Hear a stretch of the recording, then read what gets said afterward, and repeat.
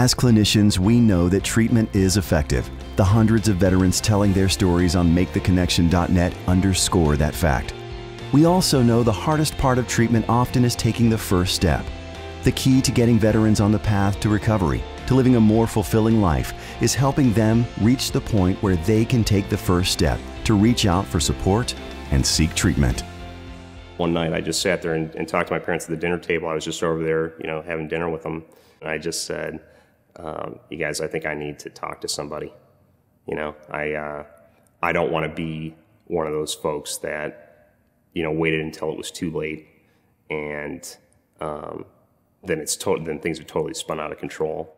At one time, depression just set in. I don't know where that came from, but I was going to work one morning, and I could not stop crying. I could not drive. I was just totally. I had to pull over on the side of the street, and I called my daughter and I said, "Look, I don't know what's wrong, but I need something. Something's wrong." And we left Beaufort and went to the VA in Charleston that day. I think that the biggest step was knowing that I needed the help.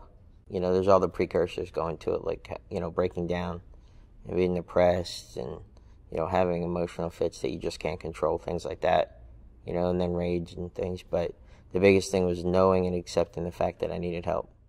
One misconception that we hear a lot before veterans seek treatment is that they feel like they don't deserve the treatment that's available, that other people might need it more than them, and that they don't want to use up valuable VA time and resources when someone else deserves it more than them.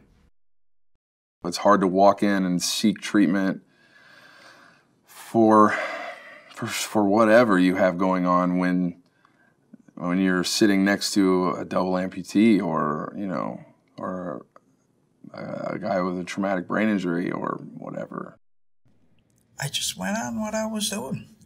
And, I didn't want any help from the VA. I wanted to leave it for the guys that needed it. I didn't think I needed it. It wasn't until years later when nothing was changing that I realized that I needed more.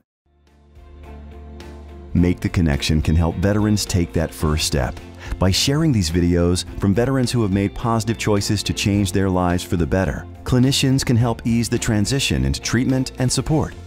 Make the Connection lets veterans see that living well is a real possibility. Often we'll refer them to the site, suggest they go home and check out some of the videos. And, it really can be a very validating and helpful experience for them. One particular veteran comes to mind who actually was really not ready to engage in treatment, and we would kind of meet sporadically and then finally decided that it just wasn't the right time. And I periodically run into him in the lobby, and he's one of the guys that I'd said, go home, check out the website. And I periodically run into him in the lobby, and he will always say to me, "I'm still watching those videos. I'm still watching those videos." And that even though he's not in treatment, just watching the videos for him is like a really supportive, healing thing. The vet-to-vet perspective is extremely important when you're trying to engage a veteran that may be new to treatment or not thinking about treatment at all.